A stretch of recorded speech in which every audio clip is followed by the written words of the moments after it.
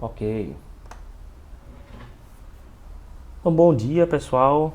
Estamos aqui mais uma vez na nossa quinta aula do PLE da Rural, né? Na disciplina de eletromagnetismo. E agora que a gente já terminou a parte da revisão de álgebra vetorial, né, e cálculo vetorial, agora a gente pode entrar no estudo dos campos eletrostáticos, né?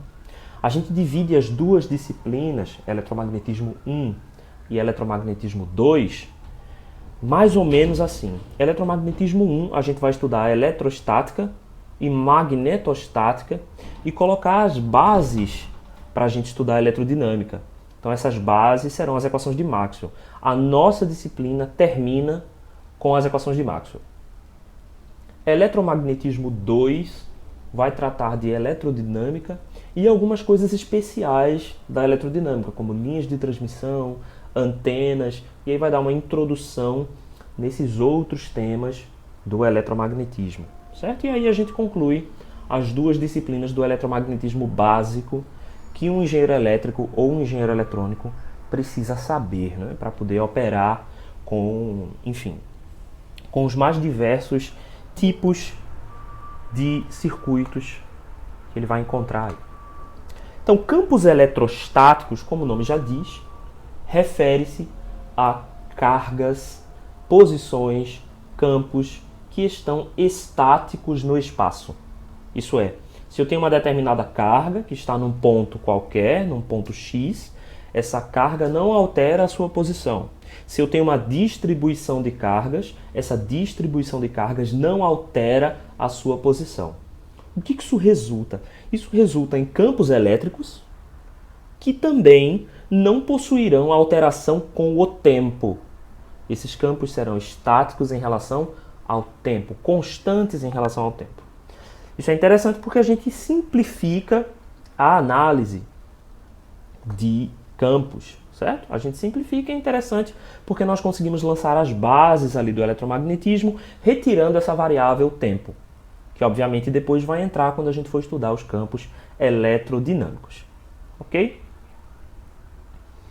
Então a gente vai dizer que as nossas constantes, quer dizer, as nossas constantes não, né? As nossas variáveis serão todas invariáveis no tempo. Além disso, nós vamos fazer uma outra simplificação, que é a seguinte. Nós vamos agora considerar que todas as cargas estão no espaço livre. A gente também pode dizer vácuo, certo?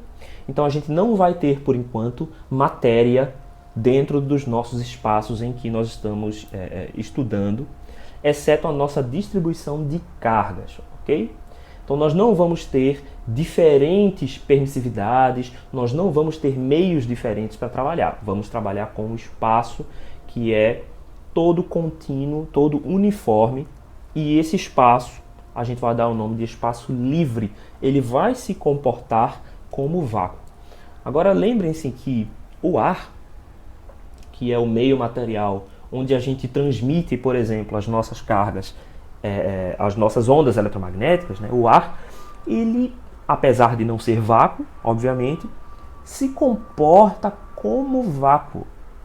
Então ele tem a permissividade elétrica e permissividade magnética iguais às permissividades do vácuo. Isso implica que tudo que a gente aplica para o vácuo pode também se aplicar à situação em que a gente tem um campo eletromagnético, por exemplo, se propagando no ar. Isso é bastante útil, né? Porque, em geral, é neste meio, é no ar, que as ondas eletromagnéticas irão se propagar na maioria das situações. Ok? O que a gente vai ver hoje é a lei de Coulomb para cargas pontuais e também como é que a gente avalia a lei de Coulomb para cargas que são espalhadas em uma linha, um espaço ou uma superfície, que serão as densidades linear, densidade superficial e densidade volumétrica. Ok? Eric está dizendo que está sem som, mas vocês estão conseguindo escutar?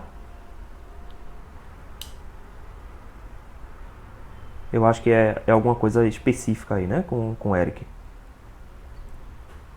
Eita, Eric.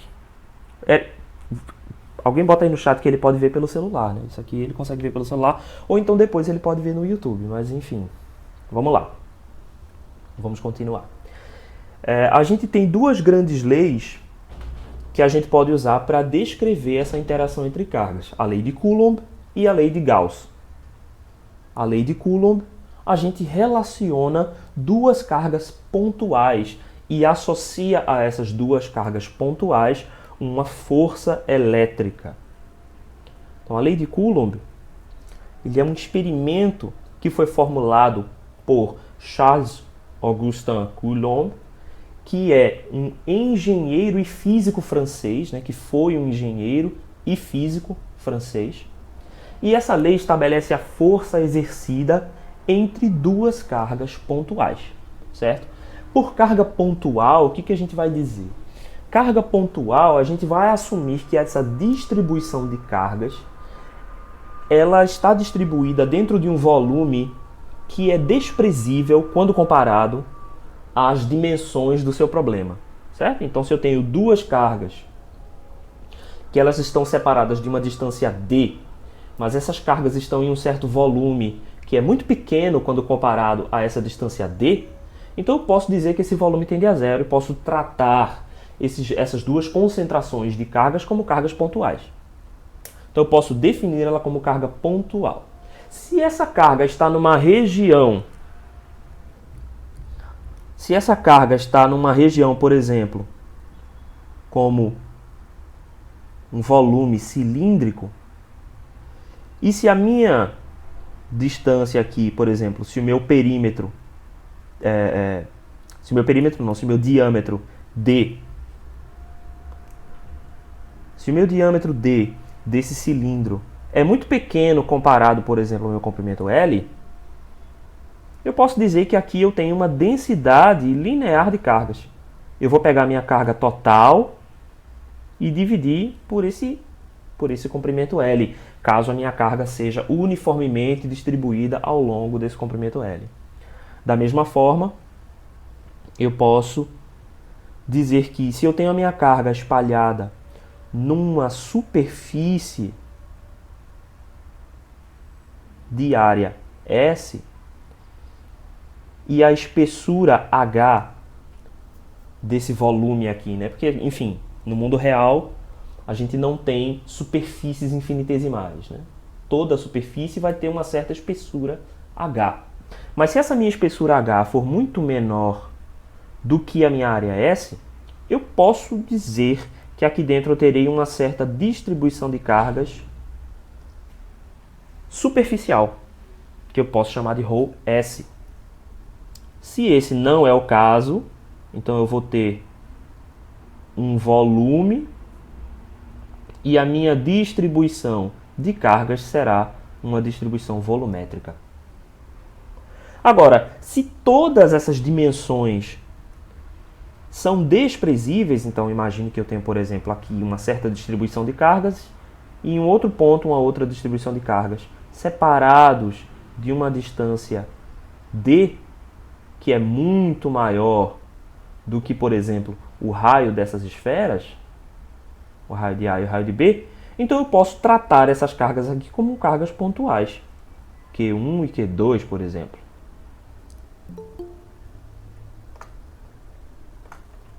Certo? E aí, qual foi o experimento que o Coulomb fez? Ele utilizou um instrumento chamado balança de torção, que a gente tem aqui um exemplo, né, de como a gente pode visualizar essa balança de torção. Então, o que ela é? Ela tem dois elementos que podem ser carregados. Então aqui dá para ver que a gente tem dois elementos que podem ser carregados através de eletrodos que estão aqui em cima desse dispositivo. E dentro existe um sistema de compensação de pesos que faz com que os dois sistemas estejam um fixo e o outro pode ter uma certa rotação. Vocês estão vendo que tem um elemento aqui que tem um eixo, né? Esse elemento, se ele sofre um torque, ele pode ter uma rotação em torno do eixo Z. A vantagem é que, como esse sistema está paralelo à superfície da Terra, a gente não tem a influência da força-peso neste sistema, tanto que a gente tem um contrapeso do outro lado desse eixo. Então, forças muito pequenas são capazes de fazer um torque suficiente para que esse sistema sofra um deslocamento.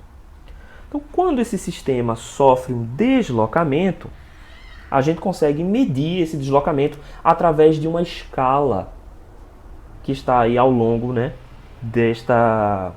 ao longo desse cilindro. E a gente consegue converter essa escala em valores de força. Então a gente consegue medir torques com esse instrumento. Esse instrumento foi bastante importante no século XVIII e ele foi utilizado tanto para medir a força elétrica, que é o que a gente vai discutir hoje, mas o interessante é que ele também foi usado para medir a massa da Terra. Então esse foi um instrumento utilizado para medir essas duas quantidades importantes da física. E o Coulomb usou esse dispositivo para deduzir a sua lei de Coulomb. Então, primeiro que a gente tem que entender, a lei de Coulomb, ela veio de um experimento, certo? Ela não é uma dedução matemática, puramente matemática, ela é um resultado experimental. Então, colocando vários valores diferentes de cargas Q1 e Q2, foi possível observar o comportamento e a força que era gerada através dessas diferentes cargas Q1 e Q2. E o resultado desse experimento a gente chama de lei de Coulomb, que é o seguinte: quando houver duas cargas Q1 e Q2, haverá uma força que será exercida nessas duas cargas. Primeira característica, a força está orientada ao longo da reta que une estas duas cargas. Então, se eu traçar uma reta que cruza a posição dessas duas cargas, então as minhas forças estarão ao longo dessa reta. Segundo detalhe, esta força é diretamente proporcional ao produto Q1 e Q2. Terceira questão, esta força é inversamente proporcional ao quadrado da distância R entre as cargas. Então a gente pode expressar essa relação através desta equação. A força será igual a uma certa constante de proporcionalidade, que aqui a gente pode chamar de K, e ela é diretamente proporcional a Q1 e Q2, inversamente proporcional ao quadrado da distância, e ela vai estar nessa direção, que aqui a gente vai chamar de A12. A12 é o vetor unitário que aponta de 1 para 2. E aqui a gente vai deixar no início um sinal de mais ou menos. Por quê? Porque o sentido dessa força vai depender da polaridade entre Q1 e Q2. E como diz o ditado, os opostos se atraem. Isso vem justamente desta relação aqui. Quando eu tenho duas cargas elétricas de sentidos opostos, a força resultante será atrativa. Quando eu tenho duas cargas de mesma polaridade, essa força será repelente. Essa força vai repelir essas duas cargas, vai tender a afastar essas duas cargas. A carga elétrica ela vai ser medida em coulombs no sistema internacional, em homenagem ao cientista que descreveu esse fenômeno. E 1 coulomb é a carga causada aproximadamente por 6, 10 elevado a 18 elétrons, uma vez que a carga unitária do elétron, a carga de cada elétron, vai ser definida como essa constante E, que é igual a menos 1,6019, 10 elevado a menos 19 coulombs. Ok? Beleza. Essa constante de proporcionalidade, se a gente está medindo a força em newtons, a distância em metros, a gente pode definir essa constante, pode encontrar essa constante como sendo K igual a 1 sobre 4π epsilon 0. metros por farad. Aqui π é o número, né? Π normal, mas o ε0 é uma constante conhecida como permissividade elétrica do espaço livre. Essa permissividade elétrica também é igual à permissividade elétrica do ar, mas tenha em mente que outros materiais terão permissividades elétricas diferentes. Tá? Então, a existência, a criação, o surgimento de uma força elétrica, ele pode ser mais intenso ou menos intenso, dependendo também da permissividade elétrica do espaço. No espaço livre, este é o valor da permissividade elétrica, 8,854, 10 a menos 12 farad por metro. A gente pode aproximar isso de 1 sobre 36 π, 10 a menos 19. Tá? Então a gente pode fazer essa aproximação. Deixa eu só conferir, é isso mesmo? Eu acho que isso não era para ser menos 12, não?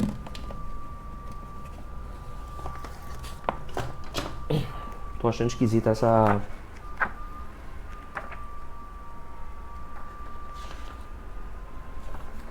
ordem de grandeza. Deixa eu só conferir aqui rapidinho.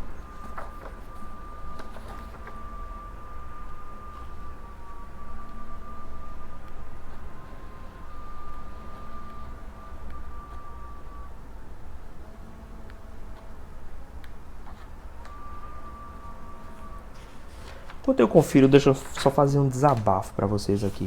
Isso é 10 a menos 9, tá? Esse valor aqui é 10 a menos 9.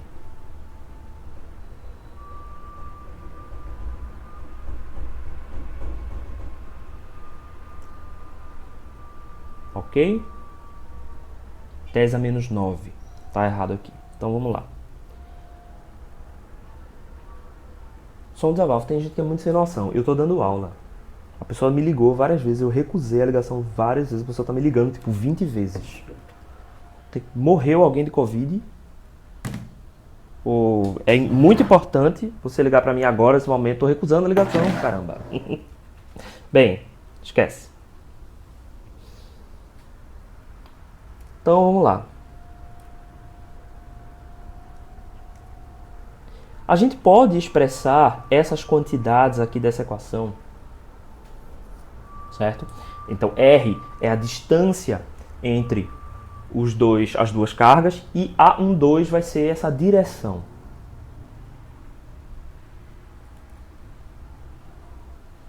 A gente tem aqui uma figura ilustrando, né, essa situação.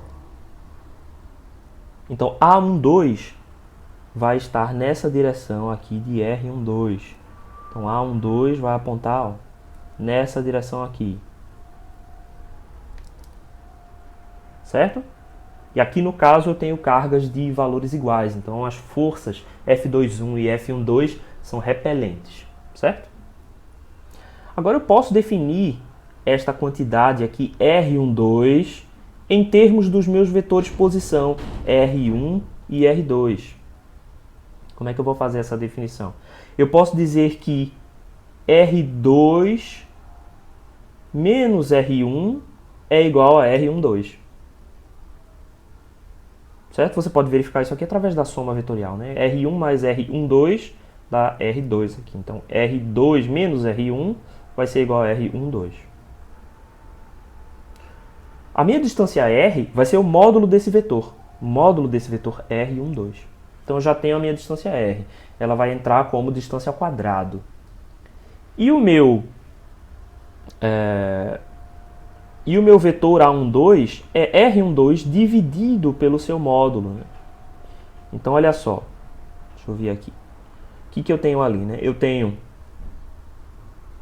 A12 dividido pelo módulo de R12 ao quadrado. Só que quem é A12? A12 é igual a R12 sobre o módulo de R12. Ele é o vetor unitário na direção de R12. Isso vezes R12 ao quadrado vai me resultar aqui num termo cúbico. Então vejam só, apesar da gente ter na equação um termo cúbico, isso não significa que o meu campo, que a minha força decresce com o cubo. A minha força decresce com o quadrado, certo? Então isso é importante. Isso é importante ter em mente. Desce com o quadrado do módulo. Mas na equação a gente vai ter aqui uma relação cúbica, por conta do vetor unitário. Como é um vetor unitário, aí surgiu mais um R12 aqui no denominador. Então vamos lá. A gente pode definir a distância R como sendo R2 menos R1, e o vetor unitário será definido como esse A12, que é R2 menos R1 dividido pelo módulo de R2 menos R1. Então, quando a gente substitui isso na equação, ela vai ficar mais ou menos desse jeito aqui. Q1, Q2, 4π ε0, né, multiplicado por essa quantidade vetorial, certo?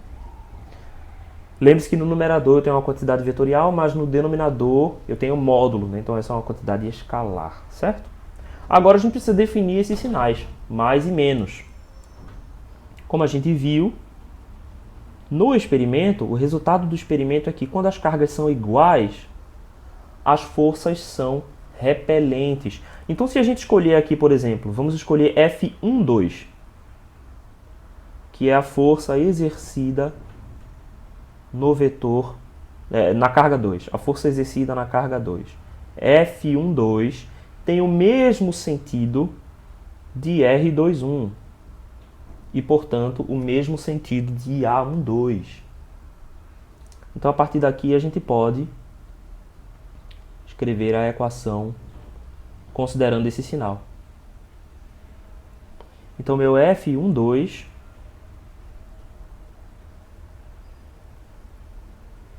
terá o mesmo sinal de A12, que é esse vetor que está aqui, ó. E F21 terá sempre o sentido oposto de F12. Então eu posso agora definir a lei de Coulomb de maneira mais completa, utilizando essa forma. Ok? Se eu tiver mais de uma carga, o que eu posso fazer é avaliar a soma dessas forças, utilizando o princípio da superposição. Então a força total, F, será igual a... É a mesma equação, né? Vamos colocar as duas equações aqui, ó, na tela, porque aí dá pra gente ver direitinho, comparar essas duas equações. O que eu vou ter agora? Eu estou avaliando a força sobre a minha carga de prova Q. Então aqui no caso, essa carga vai estar no lugar de Q1, certo? A minha carga vai estar aqui no lugar de Q1. Então o que eu vou fazer? Se a minha carga está no lugar de Q1, a força que é exercida sobre ela é F21. Ok? Então eu vou introduzir um sinal de menos aqui. Então eu tenho Q1, Q2. Como Q1 é constante, né? Q1 é a carga que eu estou observando, a carga em particular, então ela pode sair dessa equação e eu vou chamá-la de Q, já que ela é a carga que eu estou observando, certo? 4π ε0 também pode sair do somatório. O que fica dentro do somatório? Q2, que agora vai ser um certo QK, ou seja, uma carga que eu vou variar com o somatório, né? Então meu somatório vai de 1 até n, então esse somatório vai ser de todas as cargas presentes naquele espaço, exceto a própria carga P, então eu vou variar de 1 a n, né? Somando essas cargas QP e fazendo uma subtração. Note que originalmente essa subtração era R2 menos R1, só que tem um sinal negativo, né? Menos F21 ali em cima. Eu vou pegar esse sinal negativo e vou introduzir nessa subtração. Então vai ficar, no caso, menos R2 menos R1, que vai inverter, e vai ficar R1 menos R2. R1 é a carga que eu estou observando, então eu vou chamar a posição dela de RP. P pela carga P estar no ponto de observação. menos a posição de cada uma das cargas RK. Isso dividido pelo módulo dessa distância ao cubo. Então essa é uma generalização da lei de Coulomb. Essa carga Q aqui é uma carga pontual no ponto de observação P, então eu posso escrever aqui ela como Q índice P. Ok? Então essa é a generalização da lei de Coulomb. Beleza, agora vejam só, quando a gente define força elétrica, a força elétrica só pode existir entre duas cargas. Ou entre mais de duas cargas, né? Mas eu preciso de pelo menos duas cargas para que exista uma força elétrica. Então se eu tenho aqui um Q1 e eu tenho aqui um Q2, eu posso dizer que entre essas duas vai haver uma força elétrica. Vamos dizer que aqui nesse caso ela seja uma força elétrica atrativa, se Q1 e Q2 tiverem polaridades opostas. Mas eu só posso definir essas forças, aqui vai ser F12 e aqui vai ser F21. Eu só posso definir essas forças nos pontos em que existem cargas. Imagine agora que eu queira um campo vetorial que indique qual seria a possível força exercida pela presença de uma carga em qualquer ponto do espaço. Vou repetir. Existe uma carga aqui que vai existir um valor e pronto, enfim, existe essa carga Q. Agora imagine que eu tenho uma segunda carga Q de prova, um QP. Se eu colocar aqui essa carga, nessa posição em particular, eu vou gerar uma força, digamos que essa força seja atrativa, nesse sentido. Agora imagine que eu coloquei QP numa posição diferente, coloquei QP aqui. Então ela vai gerar uma força no outro sentido. E aí imagine que eu coloquei uma carga QP aqui, ela vai gerar uma força nesse sentido. Ou seja, existe aqui uma relação matemática que a gente pode extrair dessas informações, que é o seguinte: dado uma carga Q em uma determinada posição, eu quero definir um campo elétrico que aponte na possível força que seria criado caso eu introduzisse uma carga naquele ponto, num ponto qualquer do espaço. Obviamente que esta quantidade ela não pode depender dessa segunda carga QP. Ela deve ser independente de QP.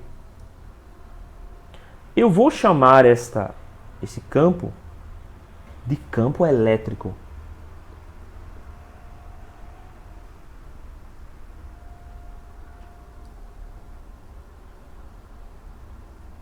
E como é que eu vou fazer para retirar a influência da carga QP? Eu vou dizer que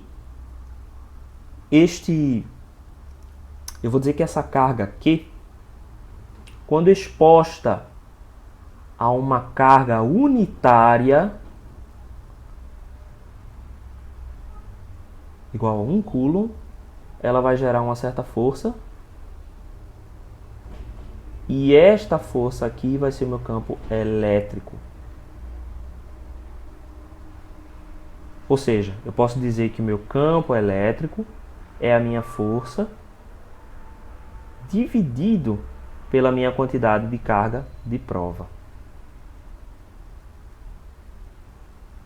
Deixa eu chamar esse cara aqui de QP.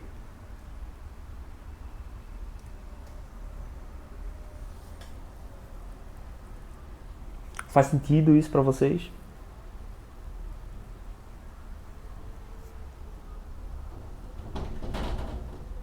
Beleza. Então, quem é o campo elétrico? O campo elétrico ele tem uma relação hipotética de qual seria a força elétrica caso eu colocasse uma carga unitária em um determinado ponto do espaço. E aí agora eu posso definir o campo elétrico para todos os pontos no espaço. Como é que ele vai se relacionar aqui com esta equação que a gente acabou de colocar? Eu vou simplesmente dividir tudo por QP, né? Então eu vou tirar a influência desta quantidade QP, da minha carga de prova. Então meu campo elétrico vai ter esse formato aqui, que é exatamente a mesma equação. Quem é R agora, né? R anteriormente significava a posição da minha carga de prova. Agora, R é um ponto qualquer no espaço onde eu observo o campo elétrico. Então, meu campo elétrico vai ser definido em todos os pontos do espaço e R, vetor, é justamente a minha posição no espaço. RK vai ser referente à minha distribuição de cargas no espaço. Se for pontual, eu vou fazer isso com somatório. Mas se ela for uma distribuição por densidade, eu vou fazer uma integral. Então, se for uma densidade, se eu tiver aqui, em vez de QK, eu tiver um DQ, uma densidade, então eu vou substituir essa somatória por um integral. Simples assim. Ok?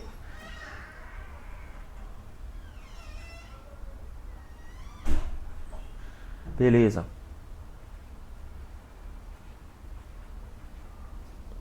Esse exemplo 1 aqui eu vou pular, ele é bem simples, ele simplesmente define assim, sendo duas cargas de 1 milicoulomb e menos 2 milicoulombs posicionadas nesses pontos, obtém a força elétrica exercida na carga, é só a aplicação direta da fórmula. Como a gente já vai aqui em quase 40 minutos, eu vou passar, ok? Vocês podem depois ler esse exemplo, mas é uma aplicação direta da equação. Esse exemplo 2 aqui eu acho mais interessante. Então, considere um sistema com duas cargas elétricas pontuais, de massa M e carga Q, ou seja, elas têm cargas iguais, Q. E elas estão suspensas por duas cordas de comprimento L, e essas cordas vão ter massa desprezível.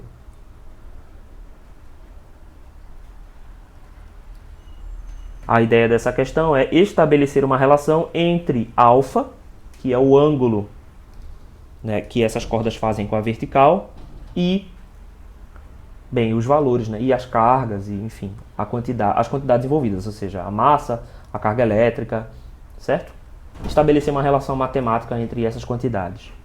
Especificamente aqui a gente já tem o tipo de questão, tipo, mostre que isso é igual a isso.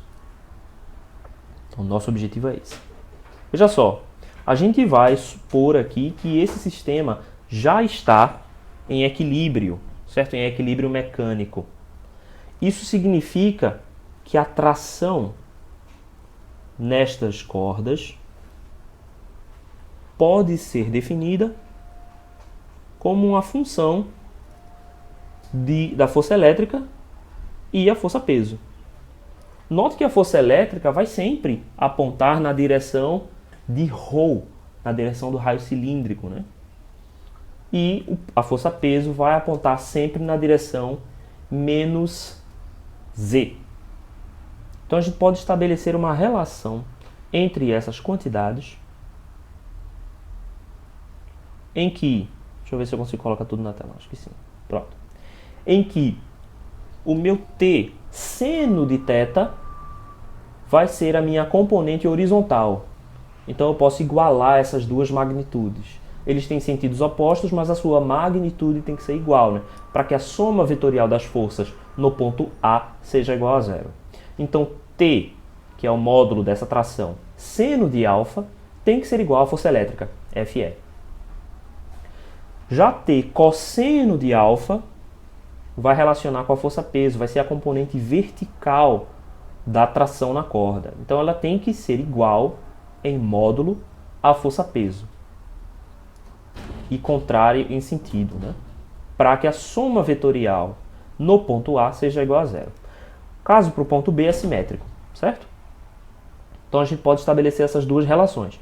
Então se a gente divide essas duas quantidades, a gente já obtém a tangente de alfa, que vai ser igual a força elétrica dividido pela força-peso, que aqui vai ser a massa vezes a aceleração da gravidade. Como a gente já tem João, veja, T seno, você está correto, né? T seno vai ser igual a menos FE. Só que aqui o que você está dizendo é o seguinte. Veja que T seno... Deixa eu fazer aqui.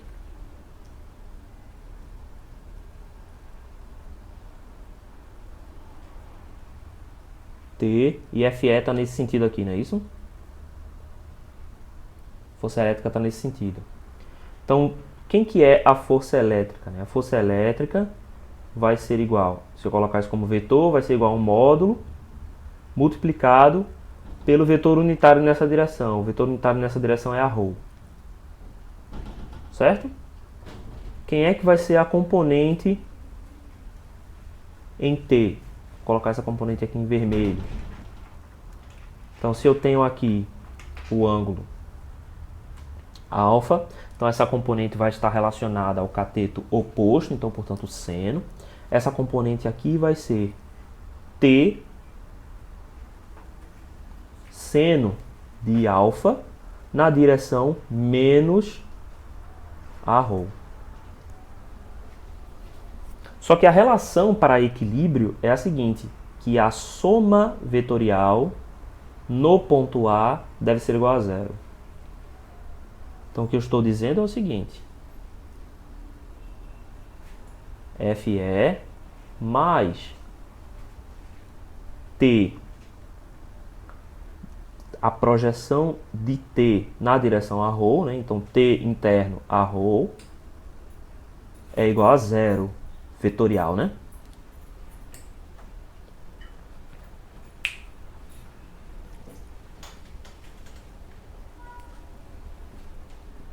Certo.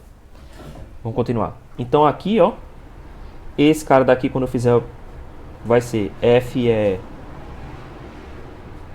a ρ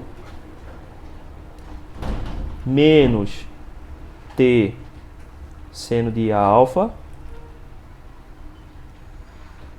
a ρ igual a zero vetorial. Então essa solução aqui é dada quando T seno de alfa é igual a FE.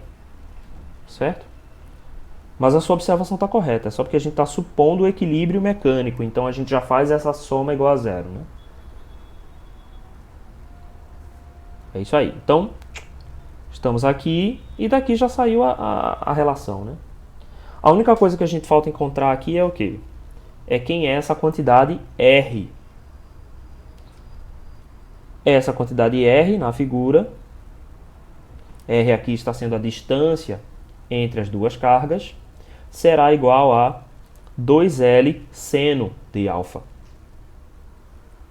Certo? Que a projeção de L na direção de R será L seno de alfa, só que eu tenho duas vezes essa direção, né? Porque eu estou entre A e B, então eu vou ter duas vezes essa diferença, essa distância.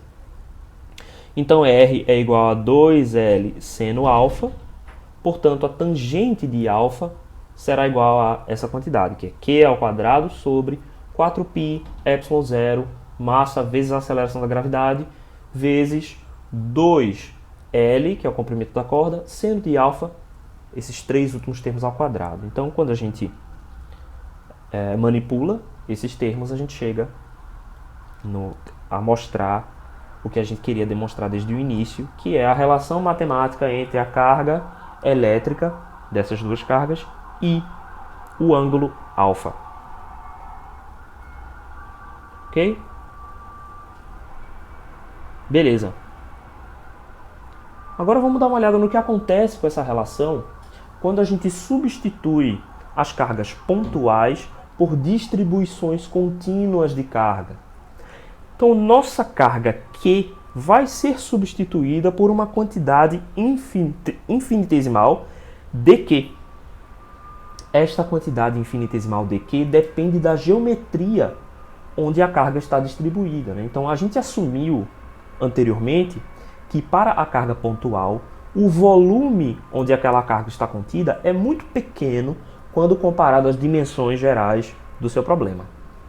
Se esse não for o caso, a gente precisa descrever funções matemáticas que consigam, né, representar essa distribuição espacial. E aí a gente vai depender de quantas dimensões são não desprezíveis.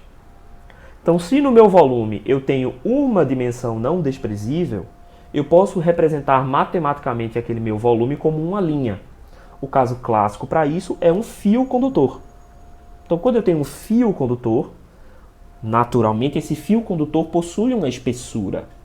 Mas se esse meu fio condutor é muito estreito, né, a sua espessura é muito pequena comparado ao comprimento daquele condutor, eu posso aproximá-lo de uma linha e dizer que esse condutor tem um comprimento. Comprimento não, posso dizer que esse condutor tem uma densidade linear de cargas.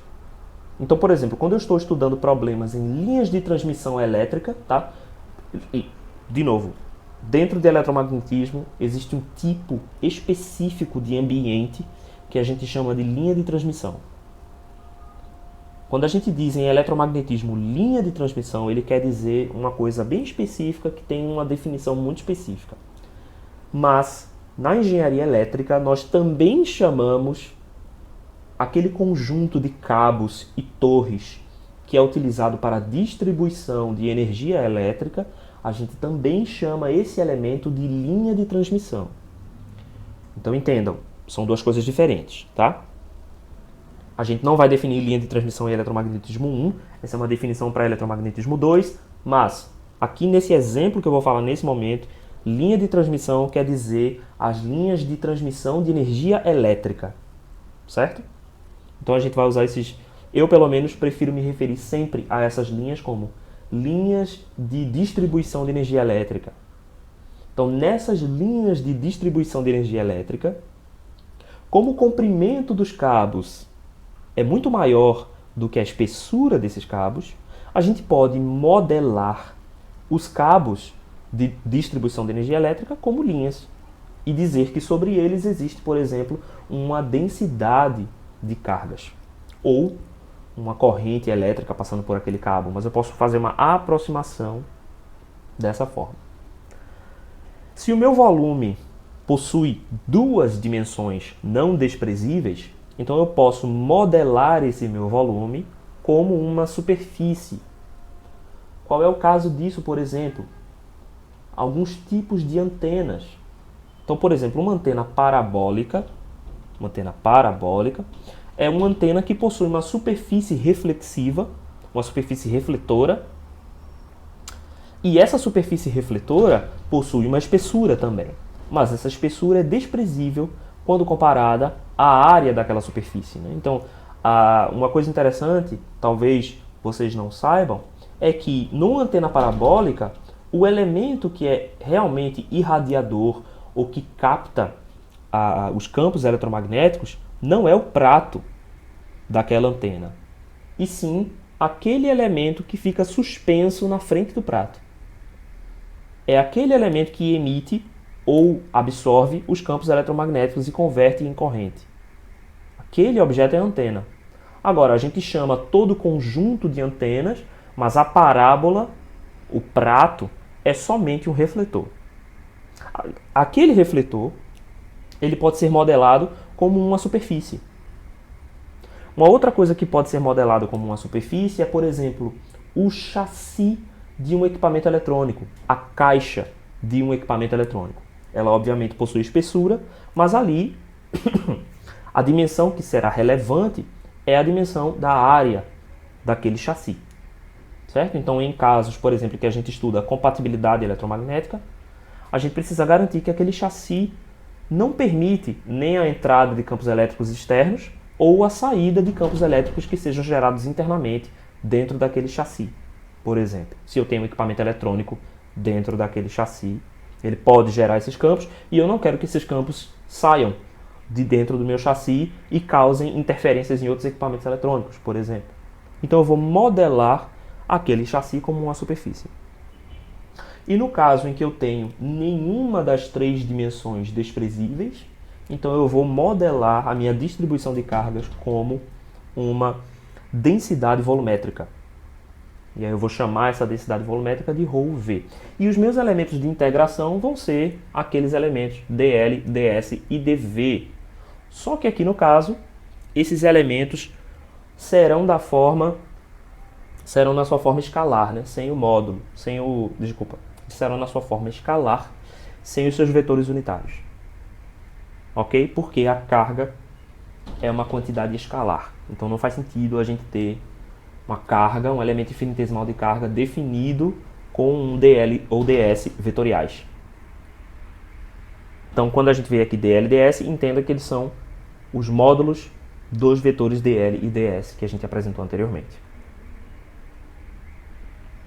Então, por exemplo, se a gente tem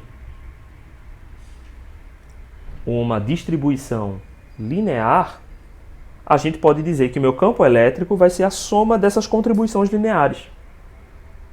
Só que agora, vejam só, a gente mudou novamente o segundo vetor posição, né?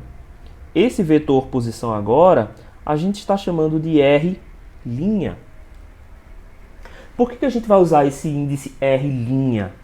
Porque a nossa integração ela está acontecendo em relação à distribuição de cargas. Então veja só, o meu ponto de observação, que aqui está representado por um R, vai possuir coordenadas, sei lá, x, y, z, coordenadas i, j, k. Mas a minha distribuição de cargas também possui uma descrição nessas coordenadas i, j, k. Quando eu faço essa integração, quem é que eu estou integrando? Eu não estou integrando meu ponto de observação. Meu ponto de observação é fixo. O que eu estou integrando é a minha distribuição de cargas. Então vejam só.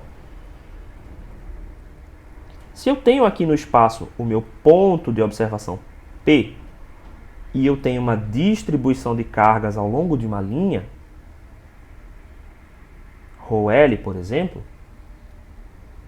o que eu estou fazendo é a integração dessas cargas dQ que estão ao longo destas distâncias infinitesimais dL, desses comprimentos infinitesimais dL. Então, a minha integral ela deve seguir nesta direção, né? O meu ponto de observação P fica parado enquanto eu faço a minha integração ao longo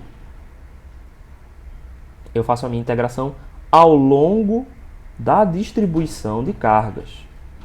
Então, meus limites de integração estarão definidos para a região onde está a carga. E para evitar confusão, a gente vai dizer que o meu ponto P está numa posição que eu vou chamar de R, fixo. E a minha distribuição de cargas vai estar numa posição que eu vou chamar de R', que aqui vai variar conforme a integração. Então esse cara daqui vai ser constante em relação à integração, certo? Do ponto de vista da integração, o meu ponto P é constante, enquanto R' vai ser a minha variável que será avaliada na integração.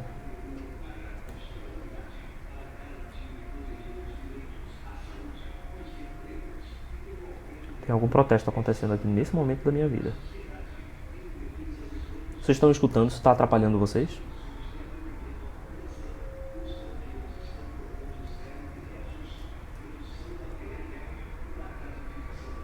Ah, ótimo. Beleza, então só vai ficar na minha cabeça, só vai fazer me atrapalhar, vocês não, mas tudo bem.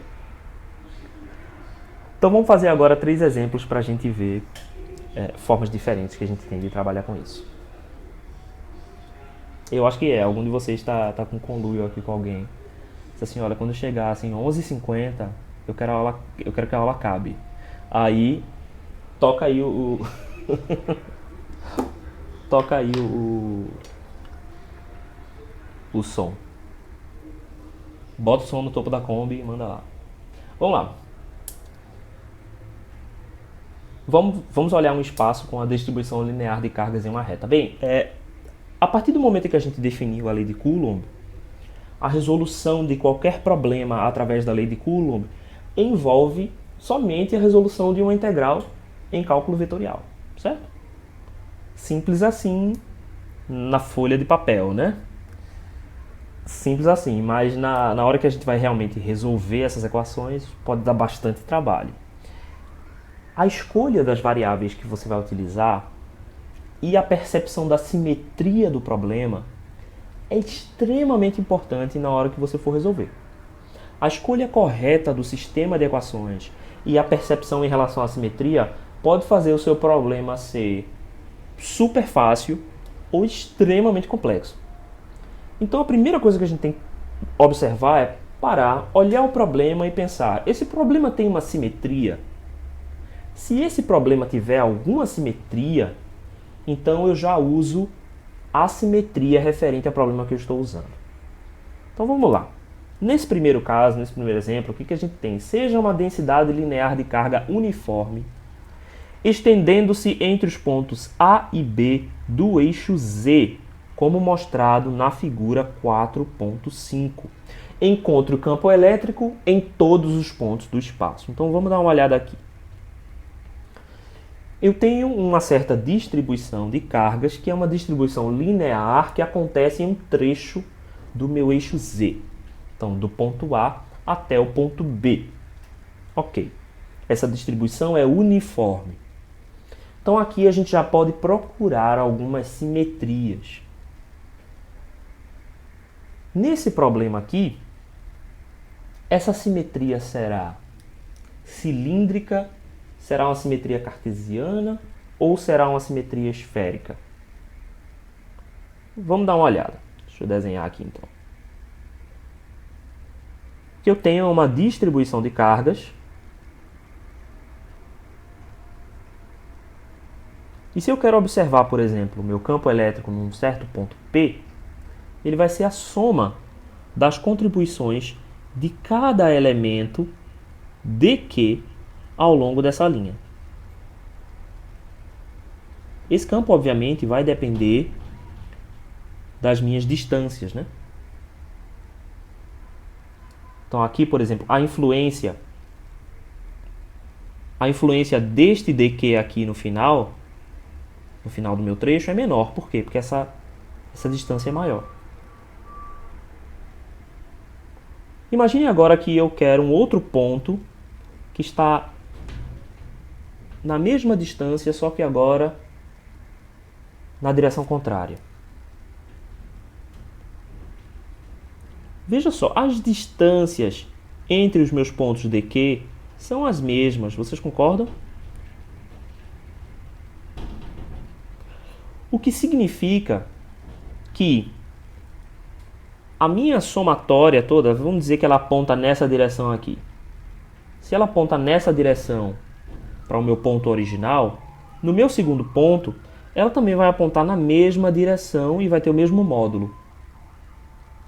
Na mesma direção?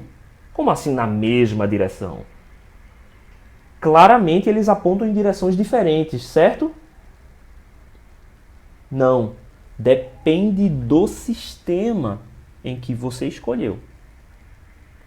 Se eu escolher, por exemplo, o sistema cartesiano para fazer essa representação,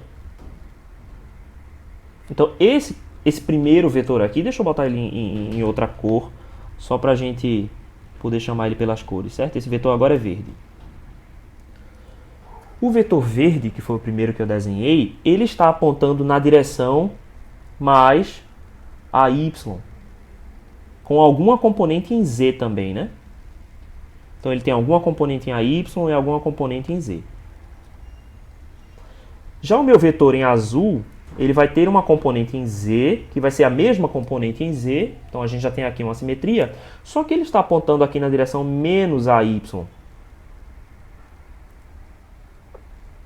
Então, cartesiano não é uma boa escolha. Mas veja só, se eu escolho, em vez das coordenadas cartesianas, se eu escolho coordenadas cilíndricas,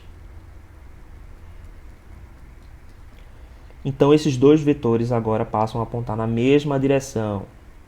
Por quê? Porque eu vou substituir esse cara daqui. Deixa eu colocar aqui outra cor. Em coordenadas cilíndricas, ambos esses vetores estarão apontando para fora do cilindro. Então, este meu vetor verde aqui, esse meu vetor verde terá componentes em AZ e componentes em Aρ. Porque nesse ponto específico, a ρ aponta para fora do cilindro.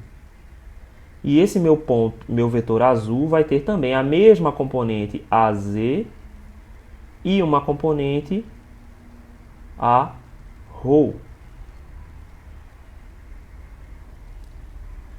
Para fora do cilindro. E note que em qualquer ponto desse cilindro, se eu escolher um terceiro ponto do cilindro aqui, eu vou ter as mesmas componentes AZ e Arρ apontando para fora do cilindro. Em outro ponto qualquer, eu vou ter as mesmas componentes AZ e Arρ. Então, uma coisa que a gente percebe aqui é que, se eu escolho coordenadas cilíndricas, ao longo de todo este círculo, o meu vetor será o mesmo, se for representado em coordenadas cilíndricas. Ele vai ter uma componente em Z e vai ter uma componente em ρ. Então essa é a escolha. Essa é a melhor escolha aqui para esse caso. Porque eu tenho essa simetria ao longo de círculos. Sempre que eu tiver simetria ao longo de círculos, é mais útil utilizar o sistema cilíndrico. Então agora eu vou fazer essa representação aqui em cilíndricas. Quem é que vai ser a minha carga, né? A minha carga dQ eu posso representar como ρl dl, certo? Uma distribuição linear multiplicado pelo elemento dl, né? O elemento de integração no comprimento. E este elemento dl aqui vai ser representado pela variável z, dz. Por quê? Porque a minha distribuição cresce ao longo desta variável z. Então, meu dl vai ser igual a dz, na direção z. Por que eu estou agora usando um apóstrofo, um dz apóstrofo?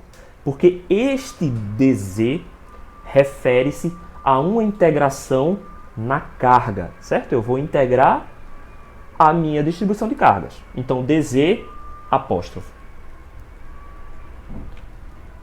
E agora eu vou definir quais são meus dois vetores. Posição. O meu vetor posição no ponto de observação será ρ a ρ mais z a z. E o meu vetor na carga será apenas z' a z. Por que são essas representações? As duas estão representadas em cilíndricas, né? A da carga é bem evidente. A minha carga está somente no meu eixo z. Então, minha carga não tem aquele vetor posição, não tem componentes na direção de ρ e não tem componentes na direção de φ. Mas o vetor posição do ponto de observação também não ter φ, por que não? Vamos apagar aqui. Por que ele não tem componente em φ? Vamos colocar aqui os meus sistemas, né? O meu sistema de coordenadas. E vamos agora colocar aqui em cilíndricas um cilindro qualquer. Não, João, não é porque ele está... Ah, se for em relação à carga, sim. porque ele está realmente exatamente em Z, né? Não sei se você está falando da posição da carga ou da posição de observação. Ah, sim, a carga porque está somente em Z, então aí é bem direto. Imagine que eu quero observar aqui esse ponto P. Quem é o seu vetor posição? Né? É o vetor que aponta da origem para o ponto P. Então, é esse cara daqui. A gente vai expressar esse vetor em coordenadas cilíndricas. Então, vou fazer aqui em azul quem são os vetores unitários em coordenadas cilíndricas. AZ aponta na direção do eixo Z. AR aponta para fora do cilindro. E a φ aponta na tangencial aqui de crescimento, a φ.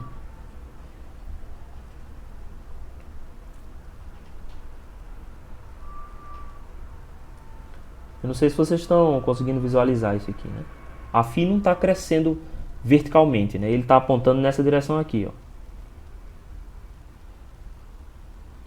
Ele está apontando na direção da circulação desse cilindro, certo?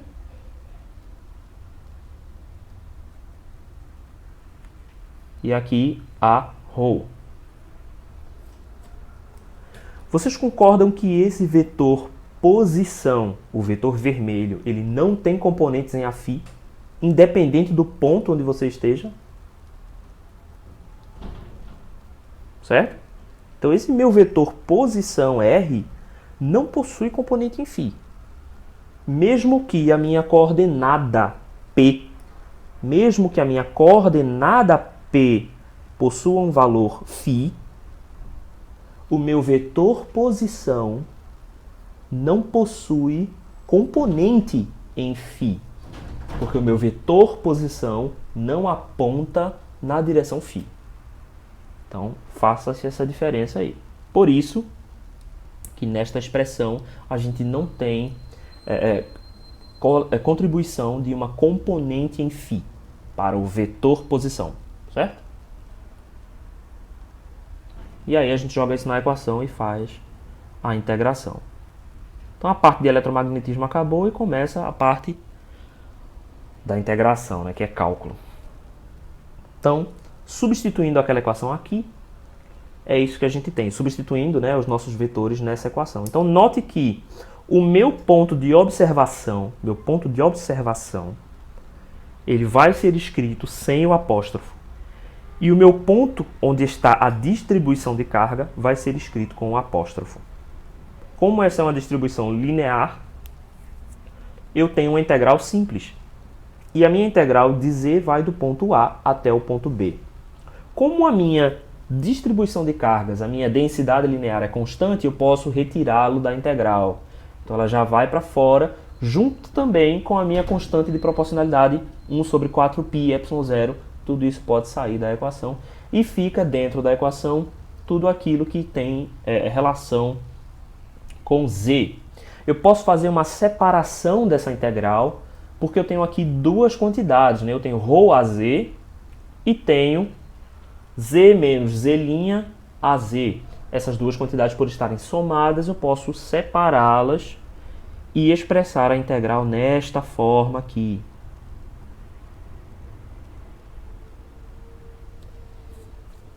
Então, o que eu fiz? Separei os dois termos, certo? Meus limites de integração ainda são os mesmos, mas eu tenho agora um primeiro termo, cujo numerador não depende da variável z'. Então, meu ρ é independente de z. Na segunda parcela dessa integral, eu separei a parte vetorial que depende de z'. Então, assim vai ficar mais simples de a gente integrar. E nós vamos fazer a seguinte substituição. Nós vamos substituir z menos z' por uma variável que a gente pode chamar de u. Então, u vai ser igual a z menos z'. Portanto, quando eu faço a minha derivada du, essa derivada vai ser igual a menos dz'. Lembre-se que z para esta integral vai ser tido como uma constante, né? Porque o meu ponto de observação é fixo. O que eu estou variando é o ponto onde eu tenho a distribuição de cargas. Então, z' será uma variável, mas z vai ser uma constante. Então, quando eu faço a derivada, eu obtenho que du é igual a menos dz'. E eu preciso também fazer uma adaptação nos meus limites de integração, né?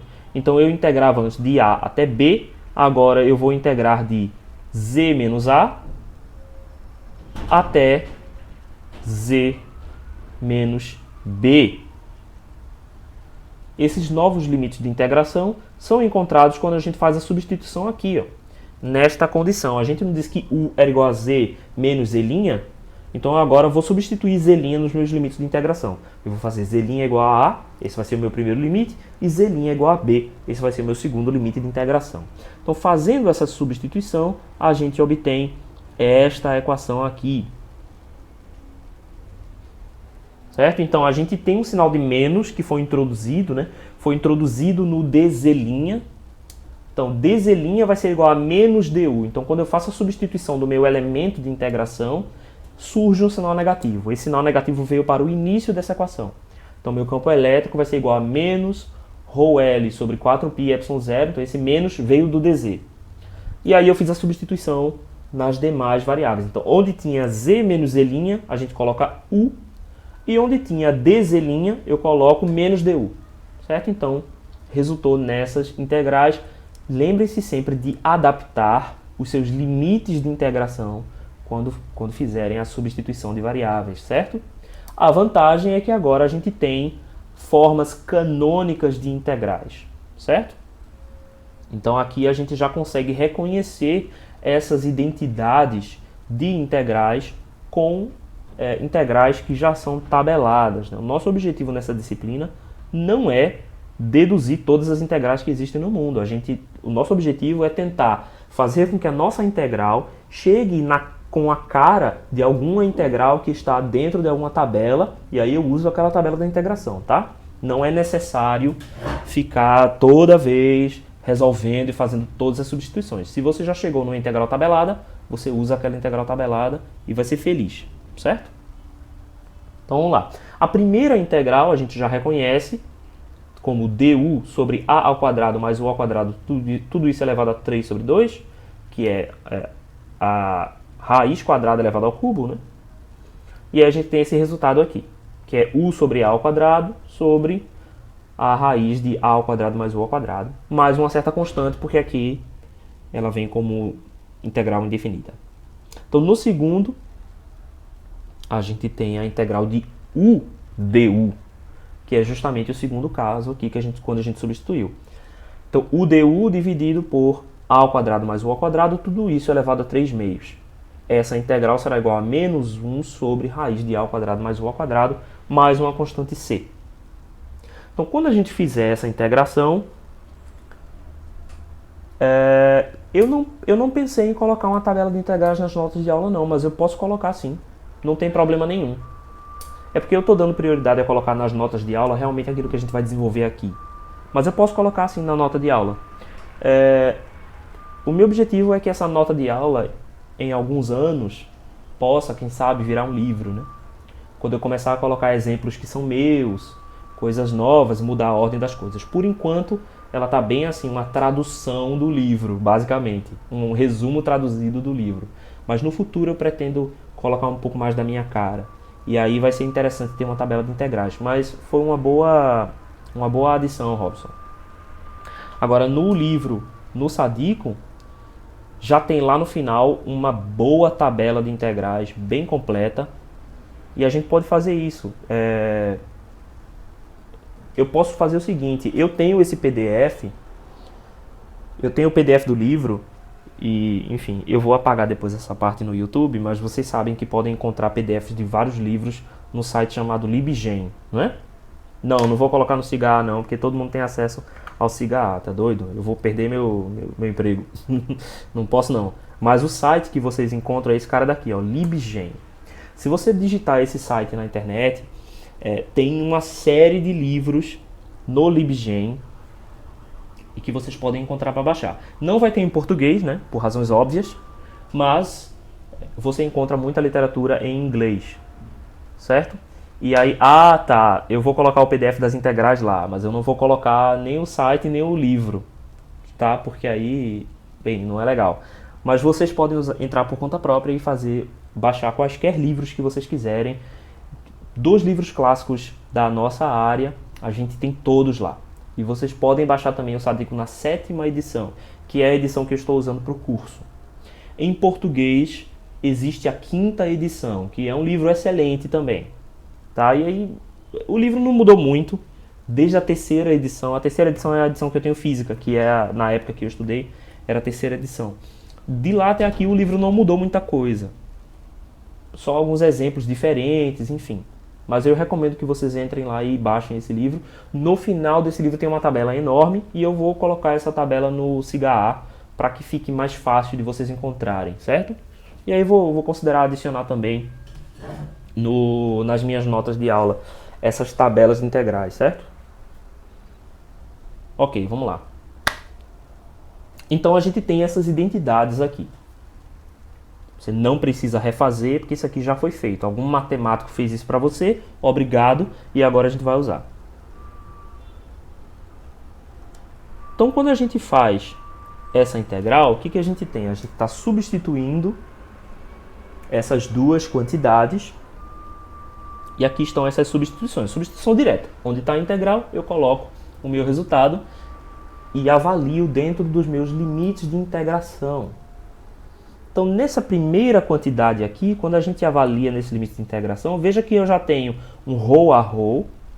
O row a row veio, né, do meu vetor posição onde eu estou avaliando o meu campo, mas da minha integral surgiu aqui um row ao quadrado no denominador. Então, quando eu fizer a divisão entre os dois, vai sobrar um row no denominador, né? E é esse cara que está aqui, a row sobre row. E aí eu faço a avaliação de U nos meus limites de integração, z menos a e z menos b. Que dá essa quantidade aqui, ó. Z menos b sobre raiz quadrada de ρ ao quadrado mais z menos b ao quadrado, menos o ponto inicial do intervalo, z menos a sobre raiz quadrada de ρ ao quadrado mais z menos a ao quadrado. Fazendo essa mesma avaliação agora na componente z, note que na componente z, a minha integral tabelada já tem um sinal negativo, certo? Eu já tenho menos 1 sobre raiz de a ao quadrado mais u ao quadrado mais c. Então esse menos 1 eu vou colocar para fora da equação. Então meu sinal de mais aqui em az agora vai virar aqui menos az, porque eu vou pegar esse menos 1 e vou jogar para fora. Note que aqui dentro da equação eu já não coloquei o menos, né? Então eu tenho o meu ponto final, que é 1 sobre ρ ao quadrado mais z menos b ao quadrado, menos 1 sobre raiz de ρ ao quadrado mais z menos a, tudo isso ao quadrado. Pronto, então este aqui é o resultado da minha equação. Esse é o resultado da minha integral. Esta já é uma resposta, mas a gente pode apresentar isso de maneira melhor, né? Já é bem confusa essa apresentação com muitas variáveis. Então, a primeira coisa que a gente pode fazer é o seguinte, a gente coloca ρ em evidência. Então, ρ que estava dentro desse colchete, eu vou colocá-lo para fora. Então, minha quantidade será ρl sobre 4πε0 ρ. Lembre-se de diferenciar, né? ρl é a minha densidade linear de cargas. Ρ é o meu raio do cilindro, tá? Então, um deles é uma coordenada e o outro é uma função de distribuição de cargas, certo? Beleza. O menos eu vou agora jogar para dentro do vetor, o menos que estava do lado de fora. Então, eu tenho menos a ρ e aquela mesma quantidade anterior, certo? A única coisa que eu fiz foi jogar o menos para dentro e jogar o ρ para fora. E no lugar do az, eu vou fazer também a mesma operação. Eu vou colocar o sinal de menos para dentro e eu vou colocar o ρ para fora. Quando eu faço quando eu coloco ρ em evidência, 1 sobre ρ em evidência, vai ter que surgir aqui uma quantidade ρ nos numeradores, né? Porque quando eu fizer o produto, eles têm que se cancelar. Então vai surgir uma quantidade de ρ aqui nos numeradores. Agora é que vem a coisa que é legal, né? Se você olhar lá na figura,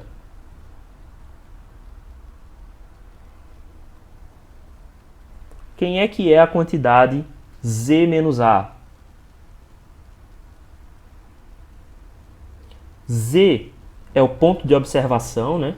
Então Z está aqui nessa altura. E o meu ponto A está nesta altura aqui. Então Z menos A é esta distância aqui. Z menos A. E o meu ρ é o ρ no ponto de observação, né? Já está até aqui, ρ. Então eu tenho uma relação... Sim, ok, essas são essas duas quantidades. E quem é essa distância aqui, né? Pelo teorema de Pitágoras, esse cara daqui é a soma, é a raiz da soma dos quadrados dos catetos. Então esse cara daqui é ρ ao quadrado mais z menos a ao quadrado. Então eu posso fazer uma relação dessas quantidades com o ângulo α1.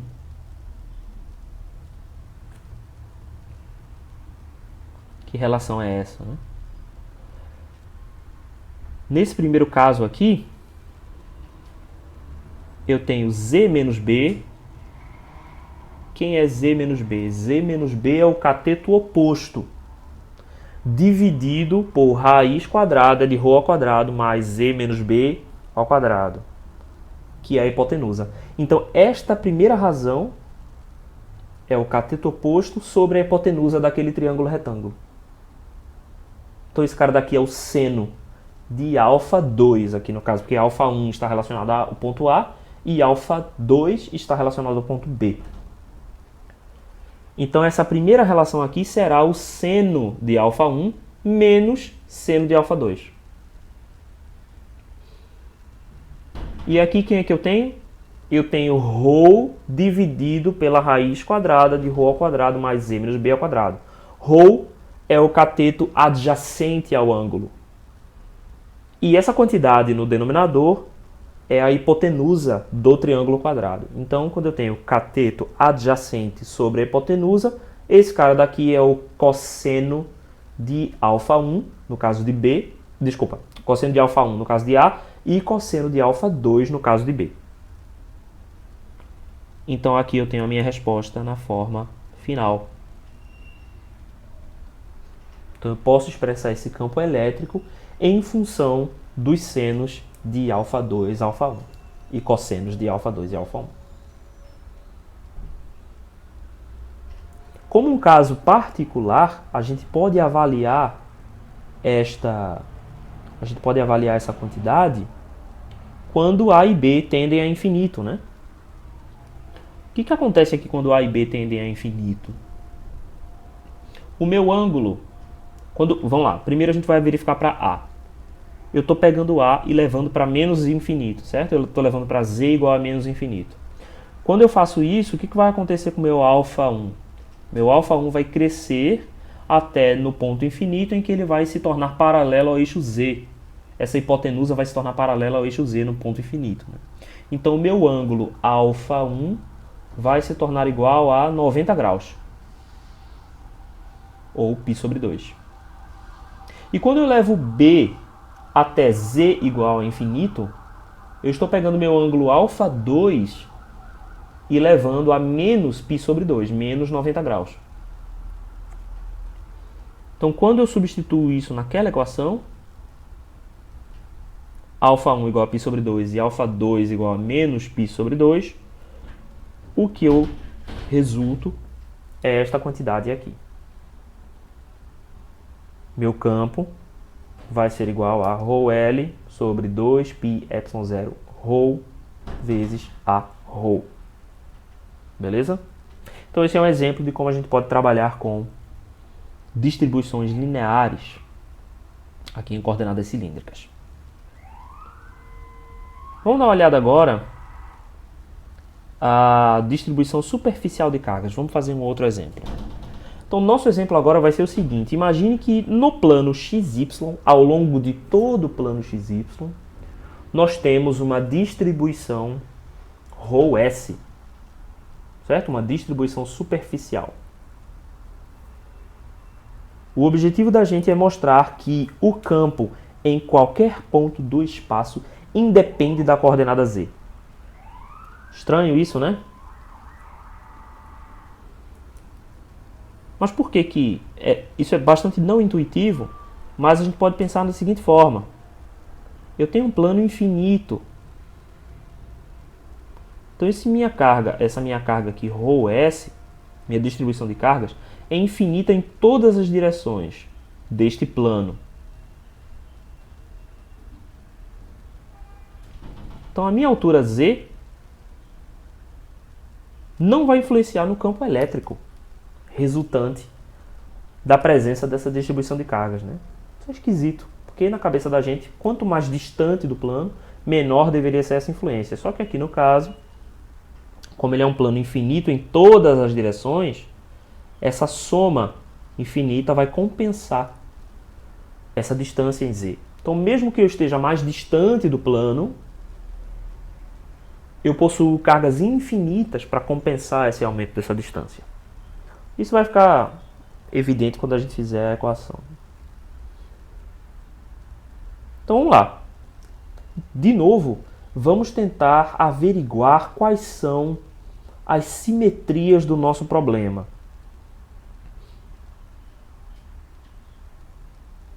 Então aqui fica mais evidente que se eu expresso as minhas quantidades em funções... Aqui fica evidente que se eu expresso as minhas quantidades em um sistema cilíndrico, eu também vou fazer bom uso dessa simetria, né? A vantagem de usar o sistema cilíndrico aqui é que eu posso centralizar a minha carga no eixo e fazer a minha integração, em vez de fazer a minha integração em cartesianas, que eu teria 4 limites infinitos, em x e y, se eu faço a minha integração em cilíndricas, eu só tenho um limite infinito, porque o meu φ vai variar de 0 a 2π e o meu raio vai variar de 0 ao infinito, então só tenho uma avaliação em infinito. Então eu vou calcular esse campo com a seguinte simetria. Note que, como o campo ele é infinito, como o campo é infinito não, como a minha distribuição é infinita em todas as direções, fazer o deslocamento da minha carga, fazer o deslocamento do meu ponto de observação de um ponto P para um outro ponto P com um x e y diferentes, não faz diferença aqui. Por que não faz diferença? Porque eu sempre tenho a mesma quantidade de cargas ρS à direita e à esquerda do meu ponto de observação, onde quer que eu esteja. Por quê? Porque o plano é infinito, certo? Então, o ponto onde eu escolho não faz diferença nenhuma. X e y não influenciam no valor final do meu campo. Então, se eu tenho a escolha em colocar esse ponto em qualquer lugar, a melhor escolha é colocá-lo no centro das minhas coordenadas cilíndricas. Então eu vou colocar o ponto de observação em 0 e 0 de ρ e φ e num ponto z arbitrário em cilíndricas. Agora note uma coisa que é interessante. Quando eu faço a integração, então a existência de uma carga neste ponto vai provocar um campo elétrico nesse sentido. Mas no ponto diametralmente oposto, ele vai provocar um campo nesse sentido aqui. As componentes desse campo na direção de ρ elas irão se cancelar. Então, se eu escolho utilizar a integração em cilíndricas, eu tenho uma simetria. E essa simetria vai me dar um cancelamento entre componentes. Isso facilita na hora de fazer esses cálculos, né? E quem é que vão ser os meus vetores posição? A minha carga agora está distribuída ao longo do plano XY. Então, os meus vetores posição serão os possíveis vetores posição que estão contidos dentro deste plano. Novamente, eu não tenho componente em φ. Por quê? Porque os meus vetores eles apontam da origem até o ponto de avaliação. Só que dessa vez eu também não tenho componentes em z, porque os meus vetores estão todos contidos na minha superfície XY.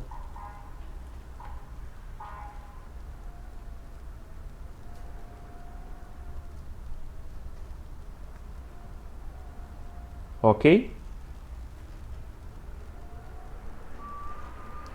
Então, o meu vetor de distribuição de cargas é simplesmente R' igual a ρ' a ρ.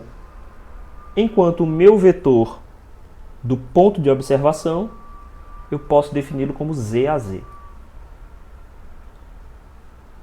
Todo mundo entendeu essa definição?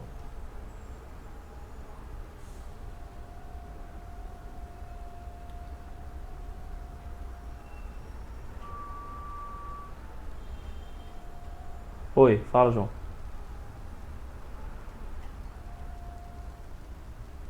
Posso sim, vamos lá.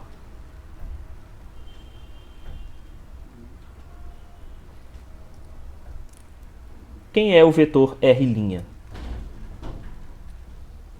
O vetor R' é o vetor posição de todas as possíveis posições onde eu tenho densidade de cargas. Certo? Onde é que está a minha densidade de cargas? No plano XY.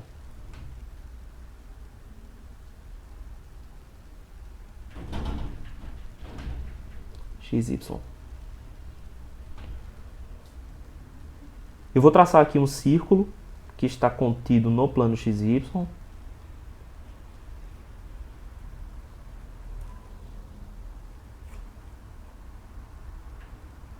Qualquer vetor posição dentro desse plano XY não tem componente vertical, porque ele aponta da origem, a origem está contida no plano XY, né, a um outro ponto que está também no ponto XY. Então isso implica que não há acréscimo na direção Z quando eu aplico esse vetor aqui, posição, né? Então a minha componente em Z é igual a zero. Se eu estivesse vendo aqui esse vetor de lado, por exemplo.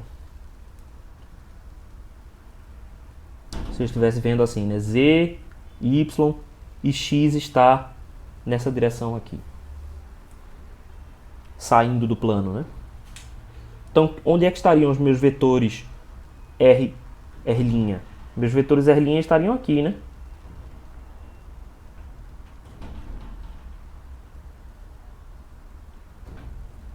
Concorda? Meus vetores R' estão contidos dentro do meu plano XY. Então, eles não têm componente Z. Então, eu posso expressar R' como sendo ρ a ρ. Simplesmente assim. Só que como trata-se da carga, né, eu preciso adicionar o índice linha. Porque aqui, no caso, ρ vai fazer parte da integração. Então, essa é a definição. Ok? Essa é a escolha que a gente pode tomar aqui. Note que essa escolha poderia ter sido também em cartesianas. Não tem problema nenhum. Eu poderia definir isso aqui como sendo, em cartesianas, ele vai ter posição em x e y. Então, esse cara daqui seria igual a x' a x mais y' a y. E eu ajustaria meus limites de integração. É uma outra opção.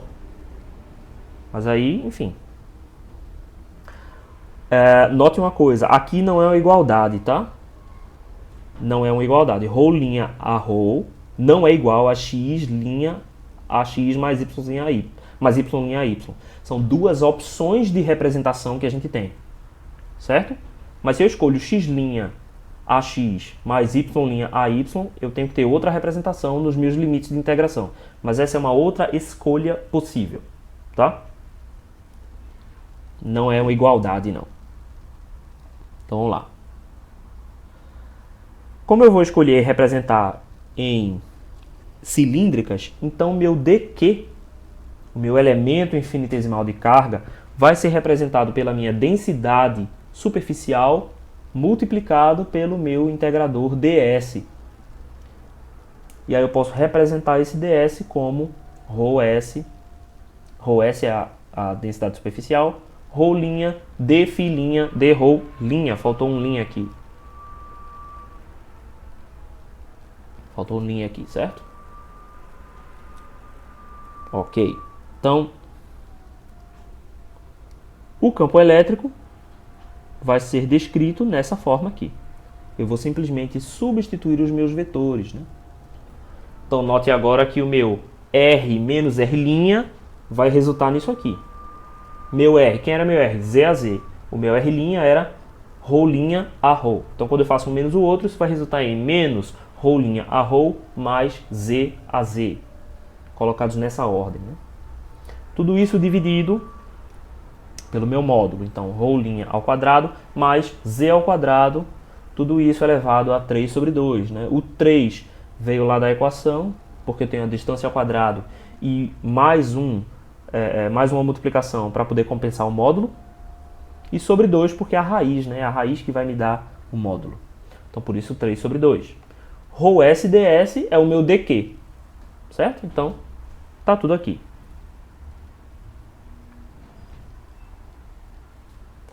Meu ρs é constante, né? Ele independe das minhas variáveis, então eu posso jogar ele para fora da equação. E é isso que eu faço. E aqui eu vou substituir o meu ds pelo meu módulo do elemento integrador, né? De superfície. Então é ρ' d' d ρ' também. D ρ', certo? Então, beleza. Aqui, novamente, eu posso fazer aquela separação de variáveis. Só que, veja só, lembra que a gente argumentou um pouquinho mais na frente que, por conta da simetria do meu problema, o meu resultado não possui componentes na direção de ρ? Então, é esse momento agora que a gente vai tomar vantagem disso. A gente pode simplesmente ignorar essas quantidades aqui, ρ, por conta dessa simetria. Certo? Entenda o que está acontecendo. Não é que a quantidade ρ' a ρ é igual a zero. Não é isso que a gente está dizendo. O que a gente está dizendo é que, como a gente sabe, por conta da simetria do problema, que a minha componente em ρ será zero, eu já posso, desde agora, eliminar essa integral. Então, não vou fazer essa integral para a ρ. Eu vou ignorar essa integral e vou continuar só com a parcela que eu sei que é não nula. Se essa simetria não estiver evidente, você vai e faz a integral e vê que a integral é igual a zero, tudo bem. Mas aqui a gente já vai ignorar essa integral, certo?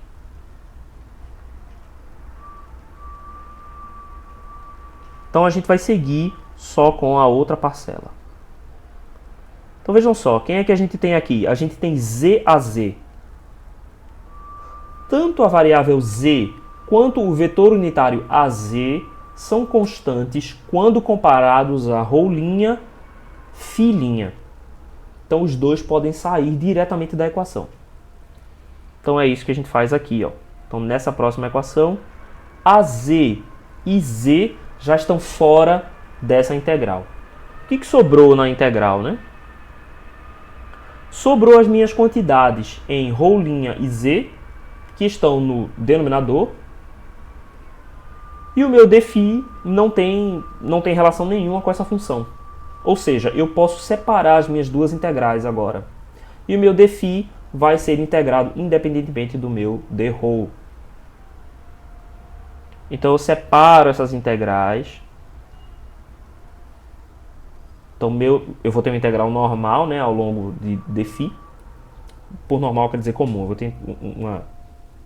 ter uma integral em torno de dφ de 0 a 2π. E eu tenho uma integral no raio que vai de 0 até infinito. Novamente aqui o meu dρ faltou. O meu dρ'. Ok? Então essa primeira integração é igual a 2π, a gente já substitui. Você vai cortar com esse 4π aqui, vai sobrar 2 no denominador. E aí o resultado dessa integral, note que essa integral aqui é da mesma forma daquela integral que a gente fez anteriormente, né?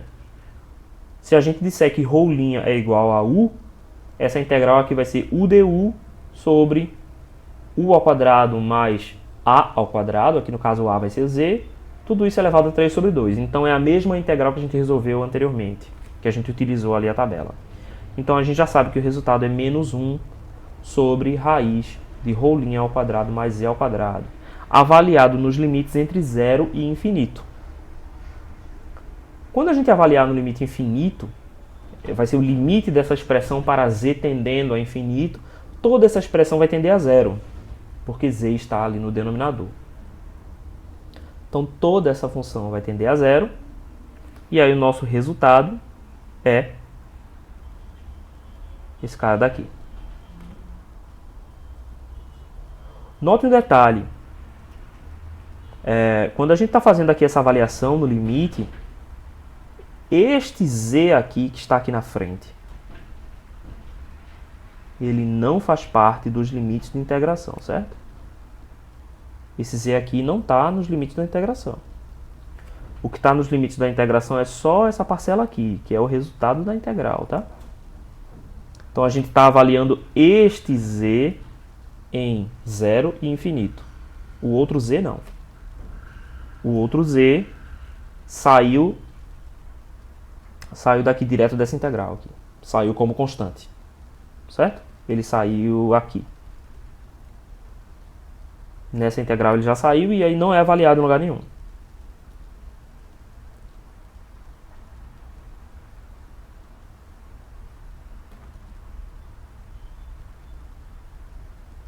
Desculpa, falei besteira aqui agora.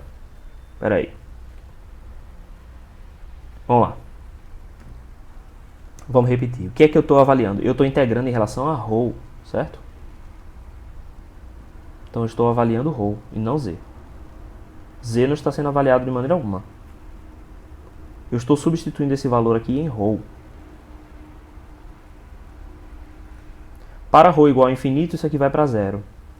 Para ρ igual a zero, esse cara daqui vai dar raiz de z ao quadrado. Então a raiz de z ao quadrado vai dar z, e eu corto z com z. Aí eu chego naquele resultado.